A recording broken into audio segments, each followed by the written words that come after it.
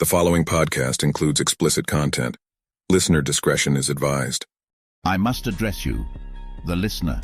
You're the person who chose to listen to this garbage. You've begun listening under the assumption that this was only a simple little baseball podcast. Little did you know you've now entered the HOTO zone. It's time for Heart of the Order.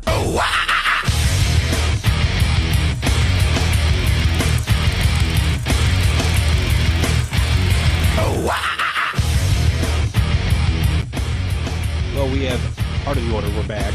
A lot of stuff going on. Before we begin, the usual, Mac and Richie, how are you guys doing? What up?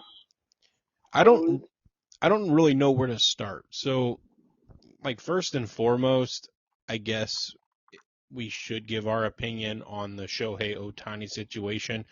Since we've got a few updates today, I've been very vocal on X/Twitter. Mac, we've kind of been in the same boat. I don't know if we stand on the same side still. Richie, I really don't know your opinion on it. So let's start there, and then we'll get into some Cardinal stuff. First and foremost, Mac, just give me your raw kind of feeling and your point of view on this whole situation. Are you sure you don't want Richie to go first? Because I'll educate him. Let's go with you. Me. Come on. I'm sorry, Richie. I didn't mean to throw you under the bus like that. Come on, man. Still are in the same boat. We're both avid best sports bettors. Right. You guys are both avid sports bettors. That's my point. You guys are fucking degenerates.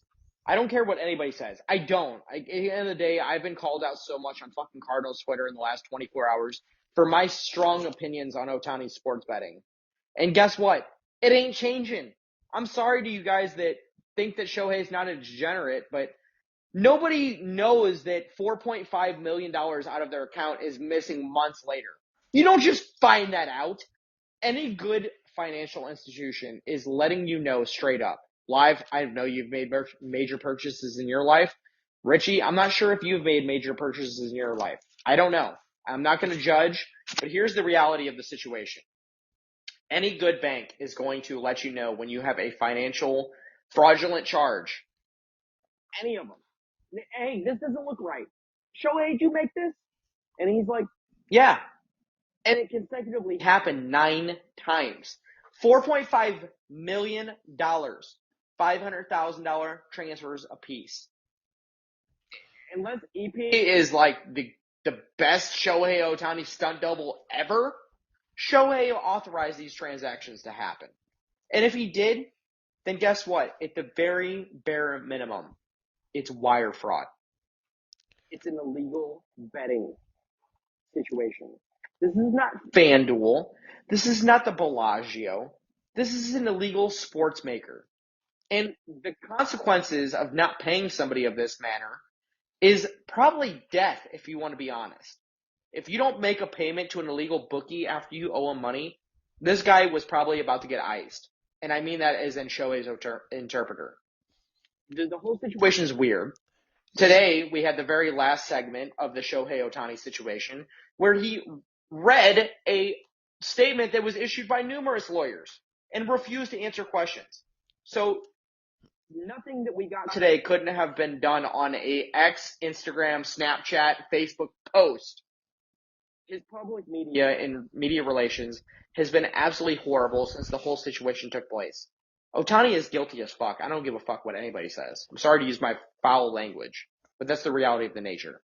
Before I get Richie's opinion, I just want to kind of chime in mine to really set you up, Richie.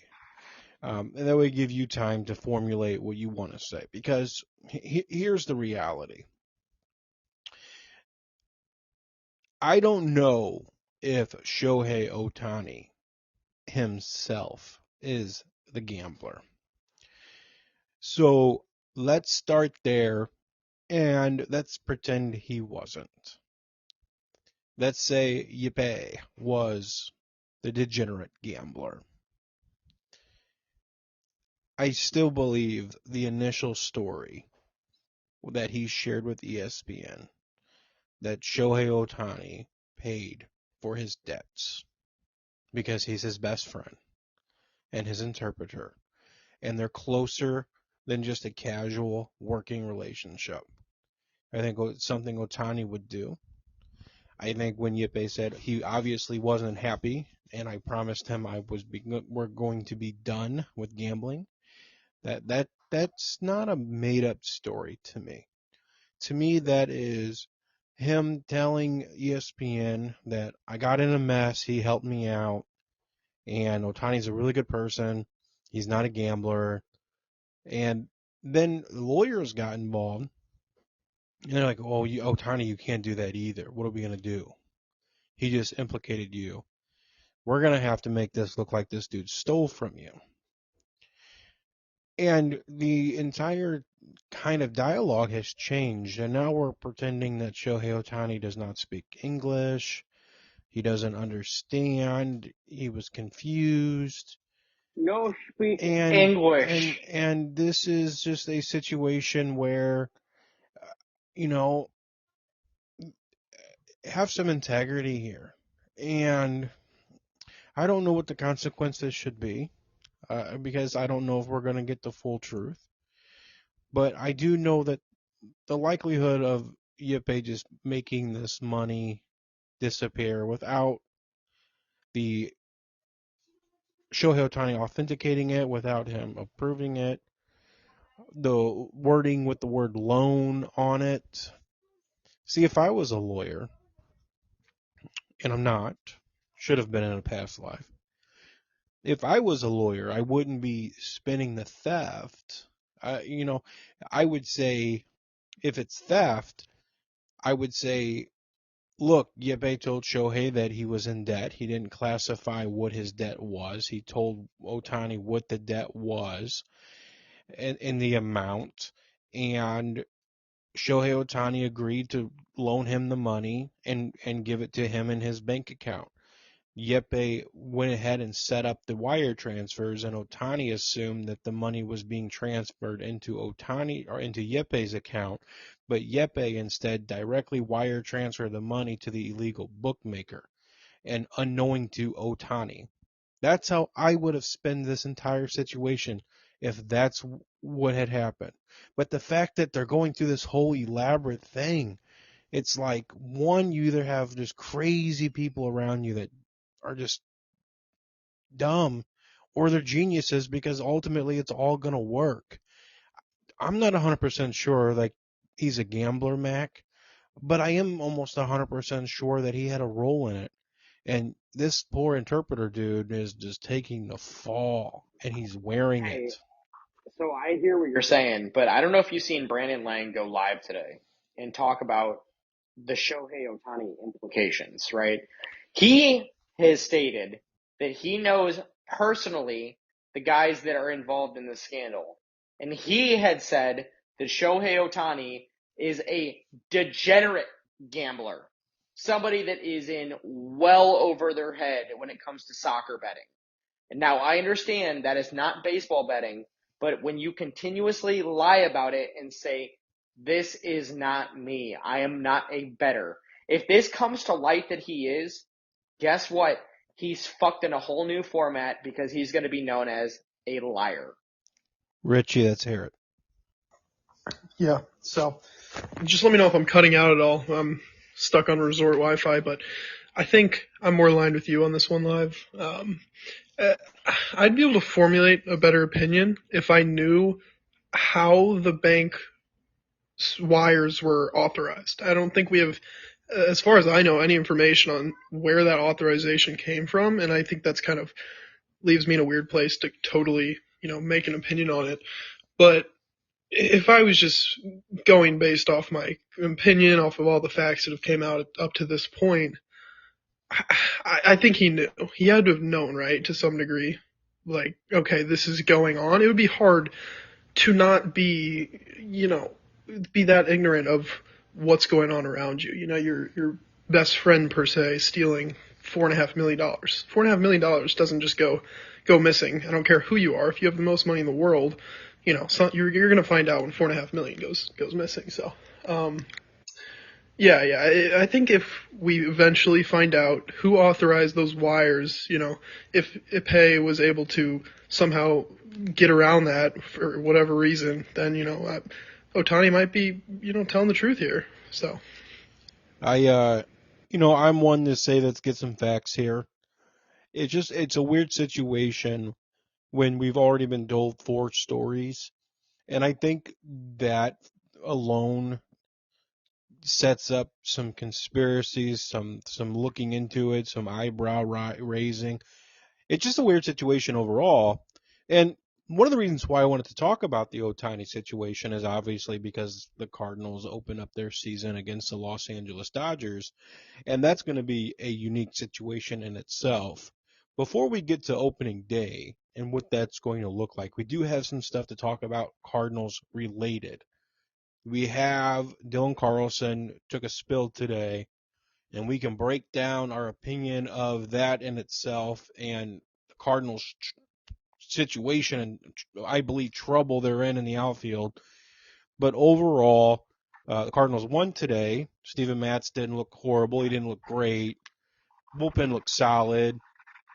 Good. I think it was a good spring training win, but it came at a cost. On a scale 1 to 10, how worried are you guys right now about the St. Louis Cardinals? Richie, I'll let you start. I put out a tweet today. I'm not sure if you guys saw it in the cave, but I'm at a 9 out of 10. I think Mac kind of agrees with me there, but there's some promise in the bullpen.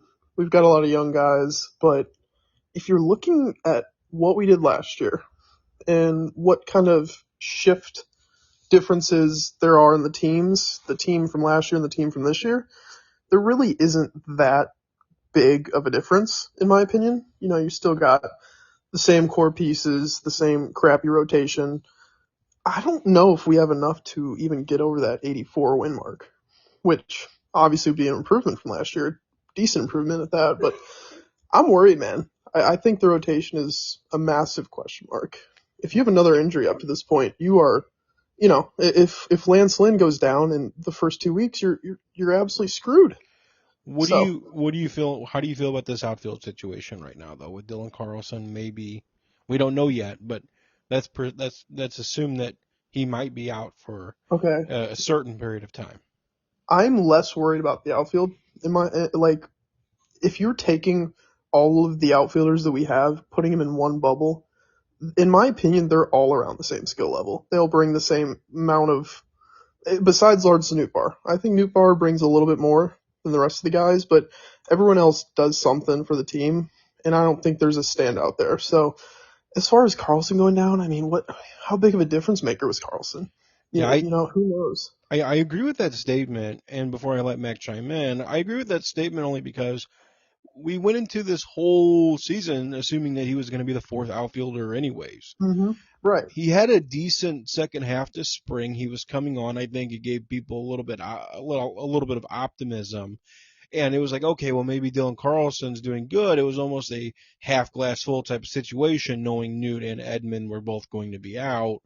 Now you're looking at the prospect of having Jordan Walker, Ciani, and maybe Burleson. Burleson / Donovan out there, and that does not look good at all. But the reality is, yeah, Dylan Carlson's, if he's out for an extended period of time, it's a tough loss right now. But on the grand scheme of things, if your fourth outfielder going down put you in such a stressful situation to compete, you had more problems than that. But the outfield itself, I'm getting a little concerned about. But before I get into that, what's your level 1 to 10, Mac?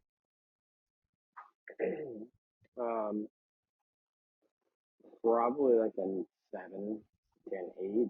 I would probably gauge it within that realm. Now, there are obviously things that I think the Cardinals can be better at. And I know that you and I are not going to agree on this conversation.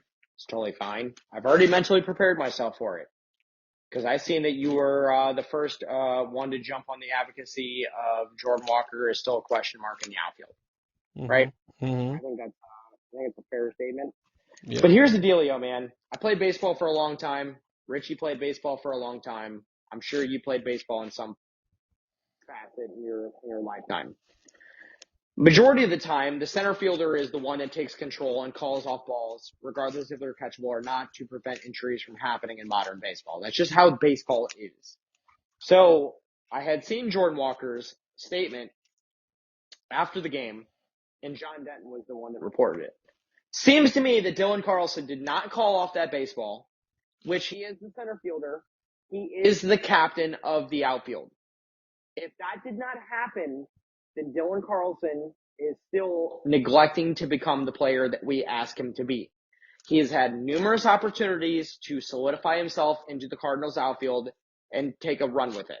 He has not done that. And arguably, I will be the one to say, whether Cardinal fans want to agree with me or not, Dylan Carlson and Tyler O'Neill were the same player with the St. Louis Cardinals. Both players that you expected better expectations from and couldn't deliver because of the injury on the field, whether it was their fault or not. And I've went furthermore in saying in spaces lately that Dylan Carlson and Tyler O'Neill could have been interchangeable if it wasn't for Tyler O'Neill's lack of hustle with the Cardinals and things that he was called out for. There could be a very real situation where Tyler O'Neill is still on this team and Dylan Carlson is not. The fact of the matter is Dylan Carlson still refuses to take control of what is rightfully named as his. And I did not want Victor Scott to make the team this way. I thought he had the better spring, regardless of what Dylan Carlson did in the second half of spring, because I am of the belief the Cardinals overcommit to their veterans when other guys should get an opportunity. We talk about it all the time with prospect hoarding. At the end of the day, Dylan Carlson he's not the guy. I hate to say it.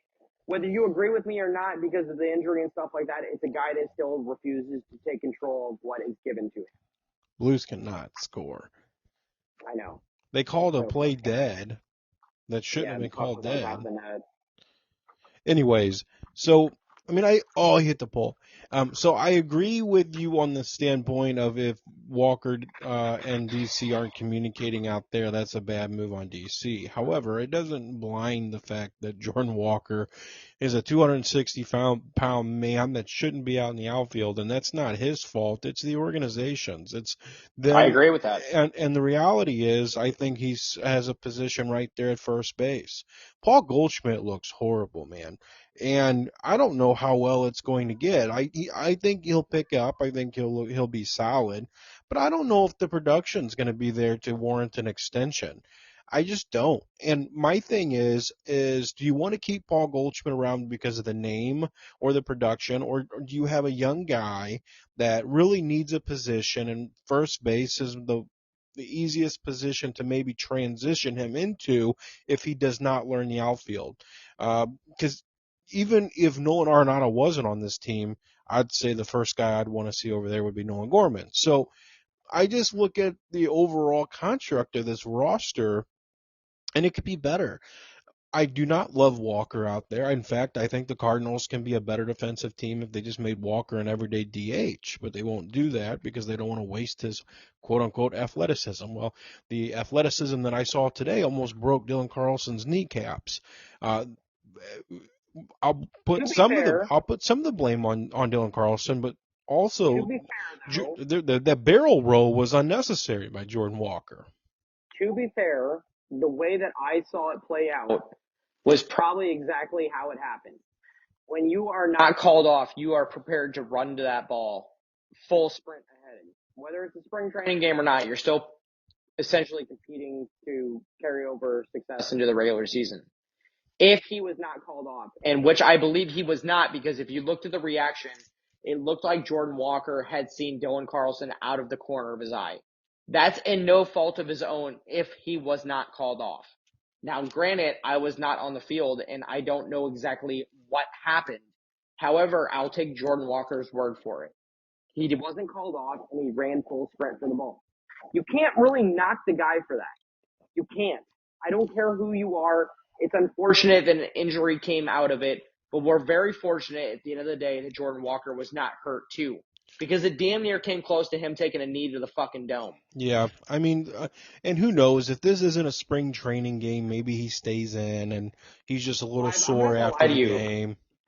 I'm not going to lie to you, and I told Richie the same thing when he popped on my space earlier. Since Dylan Carlson has been in the Cardinal outfield and Harrison Bader has left the organization, I have seen an insurmountable amount of plays happen where there has been collisions. Nootbaar and Edman collided last year. Dylan Carlson and Edman collided last year. It's like nobody is fucking confounded to take control of the outfield when they're out there. The sole purpose of a center fielder is to literally be the captain. You have to guide guys to the right spots if you can't make the play. Victor Scott alleviates all those problems. He's a guy that can make up more ground than what it's worth. I'm sorry, he is not the same center fielder that Dylan Carlson is. I'm sorry, he's not the same fucking center fielder that Tommy Edman is. He's going to provide you things that you can't have normally. There is a liability in the outfield, whether you want to admit it or not, with Dylan Carlson, you can look at him as a liability in his own right because the speed just doesn't make up center field. Jordan Walker is a liability because the front office waited too long to change his position. Brendan Donovan just does not have the arm to play outfield, to include Tommy Edman being in that discussion. At least with Victor Scott, if you have him in the outfield, he can cover for everybody else, and you can remain a somewhat sustainable defensive team, because what I've seen out of the Cardinals pitching in at least the spring training, they're very hittable. So with hittability becomes balls in play. With balls in play, it means you have to cover more ground defensively. This is not a strikeout team. You and I know that. Richie knows that. Nobody is blind to it. This is what the Cardinals front office has designed, whether they want to admit it or not. You have to have the best defensive team out there, and I'm sorry, but Dylan Carlson and Tommy Edman out in center is just not it. Well, I asked you guys to give me a number. I'll give you a number. I'm at about an 8. The outfield, to me, I think is going to be trouble.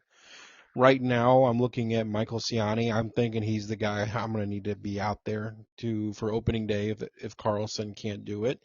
I mean, he came in and make a stellar play. I mean, if he can just, get on base at a decent clip, even if we're just talking singles, I'll take his defense out in the outfield right now. And the pitching staff, I think you're going to need that defense because I am petrified about this pitching staff. I think we are going to be exhausted by the time May comes around because we're going to see a lot of runs, both sides, but we're going to see a lot of back and forth. We're going to see a pitching staff that can't hold a lead. We're going to see a pitching staff that gives up the lead early, game in and game out, like similar to 2023. That's the vibe I'm getting from this team, and I'm seeing some indications. But at the risk of sounding too negative, I do want to point out some positivity that we saw today. This week is going to be probably the closest thing you're going to get to real games before we open up in LA. And these games are, to me, is the closest thing that you get to just a regular season game. Most of spring training, I watched everything with a grain of salt and I'm not taking it too serious. I'm looking at these games like real tune-up games. We're going to be seeing what we have. I love to see that home run by Wilson Contreras. He's had a slow spring. To see him come out and get a big hit in that kind of moment, big home run, that's something you want to see going into the season. That you want to see that bat warm up. Let's talk about Mason Wynn. 2 clutch hits today. One, you got a double, and then he also had that fiery through the whole single, I think, in the third inning. Those 2 hits off his bat were major league quality hits. That's good to see. And that pitcher today was nothing to scoff at. He looked sharp. There was moments where I looked at this guy and I'm thinking to myself, man, don't tell me the Cubs are going to develop another one. He's not quite there yet, but he looks sharp. He looks tight to the plate. They mentioned that on the broadcast before we were so rudely interrupted by Shohei Ohtani. But the overall production from Wynn today, I loved. Ivan Herrera had a nice hit today. Nolan Arenado looked great today, pulling the ball, high exit velos, stuff you like to see from Nolan Arenado. Nolan Gorman had an up and down spring. Didn't see a lot today, but overall, there were players that I was most concerned about going into the season, and they showed me a little something today. I still feel like I'm empty when it comes to Paul Goldschmidt, and my concern level for him right now is a 9 out of 10. The only reason why I'm optimistic is because most of his career with Arizona, they'll tell you, as far as home run numbers and slugging, he's a slow starter. His averages has always been decent. His on base has always been decent, just because he can hit the ball and get these little singles, and his bat to ball contact has always been great. But as far as the power numbers and the slugging goes, it's a slow starter. I'm hoping that we get a little bit more, energized as we get into mid-April. But early on, I'm not expecting a lot out of Paul Goldschmidt.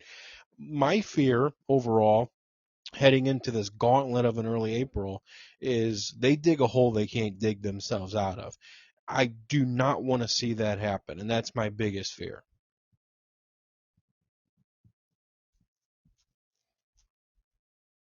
Any input on that?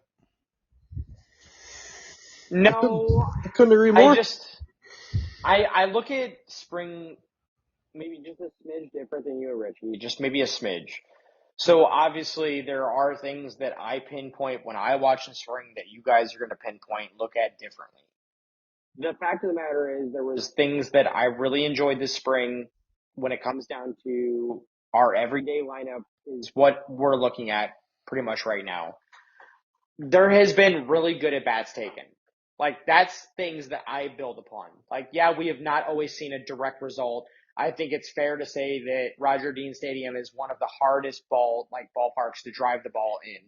There should have been numerous home runs that just didn't go out of Roger Dean. You know, from Jordan Walker, from Wilson Contreras, from Nolan Arenado, Paul Goldschmidt. I don't put a lot of stock into the actual stats that we're seeing in spring. I look at the at-bats that were taken. And within the last week, I've seen better and better and better at-bats taken, to include by Jordan Walker, Nolan Gorman, Mason Wynn, Arenado, Goldschmidt. Donovan's looked fucking great. I don't always look at it as a self-reliant of success. Like, I want to see guys that are going to get into the box, work the fucking counts of their opposing pitcher. And, you know, whether they get out or they don't, those are things that you can draw apart, you know, as early successes, because generally, you know, batters are not this disciplined early on. I don't think there's going to be any problems with the Cardinals offense come the regular season. I know that we've seen stretches where it just doesn't look good. I know we had the home run drought of 2024 spring. Like, those are all things that are reality, bro. But if you literally go down and you rewatch the at-bats that were taken, like, I'm telling you right now, bro, whether people want to admit it or not, Victor Scott took probably some of the best at-bats of all of spring. The guy consistently work counts, exactly what you want to see out of a 23-year-old hitter at the major league level. Working counts, getting on base by all means necessary, and then letting your speed do the talking. That's why I specifically look at this spring as a huge win as Victor Scott. He had a meteoric rise throughout the Cardinals organization's, you know, prospect rankings, went from 30 to 4. It's not a slouch of a season, bro. Whether you want to admit it or not, the guy had success. And I know, just as well as you guys know, that Dylan Carlson started turning the page in the second half. But it's what you see from the eye test. The eye test to me told me Dylan Carlson still wasn't ready. I don't know if you guys see it the same way as I do, but I'm looking at it with my eyes and what I've watched for 5+ years. Watching when guys are truly ready versus when they're not. There's no concern to me about Paul Goldschmidt or Nolan Arenado entering the season. Paul Goldschmidt actually turns out to be a slow starter. As the guy that traditionally doesn't look good in the spring to begin with. And I think that he'll be fine. Nolan Arenado is due for a bounce back year. First time he was denied a gold glove in 9 years? There's going to be a little bit of motivation there. There's going to be a little bit of displeasure with his last year, and I think he's going to be bound for a great year. I mean, I don't put all the stats and shit in the world in play in spring. I look at what my eyes tell me I should be looking at. You know what I'm saying? I agree. Finally, what I really want to end the segment and show on tonight is just overall viewpoint. So what I mean by that, I want to ask you both, and I'll include one myself. We are just a couple of days away from the season opener in LA. April, May, June, July. It's going to go into the dog days of summer before we know it. What is one main storyline that you want to happen in 2024? A certain player succeeding, certain situation happening. It could be anything. Richie, I'll let you start. Off the top of your head, what do you want to see? Anything? I want to see this bullpen absolutely thrive behind the rotation. Just lock it down, force them to get an arm at the deadline, keep us in contention. Ryan Helsley, massive bounce back season would be huge for me. I'm putting everything in on the bullpen this year, man. A lot of big improvements. We've obviously got a couple core pieces that haven't changed, but if they can, lock games down, force the starters to go deep into games, I think it'll be huge. Mac? My big thing early in the season is Nolan Gorman and Jordan Walker doing their thing. We know that they're both high-rising offensive players in the St. Louis Cardinals lineup. You can look at them as future cornerstones, franchise-type players within our organization. Both of them have some supreme pop. We need those guys to be complementary this year. The Cardinals lineup is going to go stale like it does every year when it comes to Nolan Arenado, Paul Goldschmidt. Not everybody is going to hit at the right time. But you need to start seeing guys take a step forward and solidify themselves into roles to where they can carry the offense at any given time. Nolan Gorman being one of those players, Jordan Walker being one of those players. You can argue Lars Nootbaar, Brendan Donovan, those type of players where they're going to be relied on to carry the offense. That's what we need to see. Because if those things happen, the Cardinals are winning the fucking Central. We know that during the offseason, we added 47 quality starts. Yeah, you know that Sonny Gray is hurt for a little bit. But at the end of the day, Sonny Gray is going to come back and pitch. The fact of the matter remains, if the Cardinals offense can remain consistent, the Cardinals pitching is going to be sufficient enough to win games and win you the Central. That's my take. Two things I want to look forward to that I would like to happen, that I would like to see. First things first, I would like to see what kind of rookie year Mason Wynn's going to have. Are we going to have rookie of the year type rookie season where it is just one of those magical moments where he finds everything and it clicks defensively, offensively, and he becomes a premier name shortstop in this league? I would love to see a actual rookie of the year in St. Louis. I don't know if he's able to, what will be able to do that. He certainly isn't the favorite for it heading into the season, but he can throw his name in the race for sure. Zach Thompson. In my opinion, it would be wonderful if he never gave up his rotation spot after opening day. If he could be the top four pitchers that the Cardinals can plug into the rotation and cause them to make a difficult decision, whether that's move Steven Matz to the bullpen or DFA one of these guys, likely Gibson, that they signed on a one-year deal, which would be less likely. I think they would be more likely to send Libby down and put Matz in the bullpen before they did that. But I would like to see a hard decision made and have someone with a little bit more upside be thrown into the rotation with some youth. Would make me feel a lot better if Zach Thompson comes out and performs and works his way up into being a solid number 3, number 4 pitcher this year. I like it. And that will do it for Heart of the Order tonight. We are going to have a opening, not really day, but we'll make another episode sooner than this one to talk about likely the opening series versus LA. I'm sure there will be plenty to talk about. And as we end this show, we have 5 minutes left in the Blues versus Vegas, and their season is currently on the line. So you guys have a good night, and I'm going to enjoy the rest of this game. You've actually finished listening to this bullshit.